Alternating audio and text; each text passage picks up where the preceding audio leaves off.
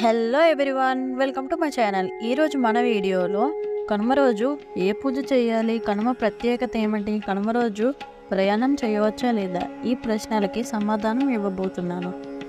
మీరు కానీ నా ఛానల్కి కొత్తగా వచ్చినట్టయితే ప్లీజ్ లైక్ చేయండి, షేర్ చేయండి and subscribe to my channel. ఇంకా వీడియోలోకి వెళ్ళిపోదాం. కనుమ రోజు పశువులని, పశు సంపదని అర్చించే రోజు. ఈరోజు గోపూజ చేయడం వల్ల అష్టైశ్వర్యాలు లభిస్తాయి. ఆవులు బ్రహ్మ, విష్ణు, మహేశ్వరులు కలిసి నివసిస్తారు. గోవుకి పూజ చేయడం వల్ల త్రిమూర్తుల ఆశీర్వాదం లభిస్తుంది.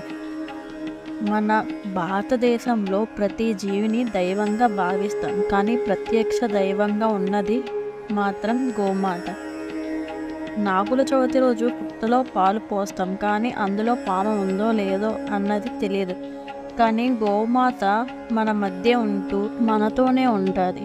ఆ దేవతని మనం ఇంకా ఎంత భక్తి శ్రద్ధలతో పూజించాలి.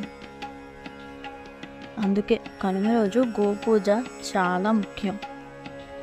కనుమ ప్రత్యేకత ఏమిటంటే గోపూజ చేయడం, పాడి పంటలు ఉన్నవాళ్ళు భూమి పూజ చేయడం.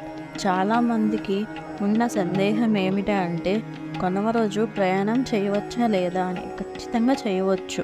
నా వీడియోలో మీకు కానీ సమాధానం దొరికినట్టయితే లైక్ చేయండి, షేర్ చేయండి and subscribe to my channel. మీరు మీ ఫ్యామిలీతో కనుమ ఫెస్టివల్ని హ్యాపీగా జరుపుకోండి. హ్యాపీ కనుమ.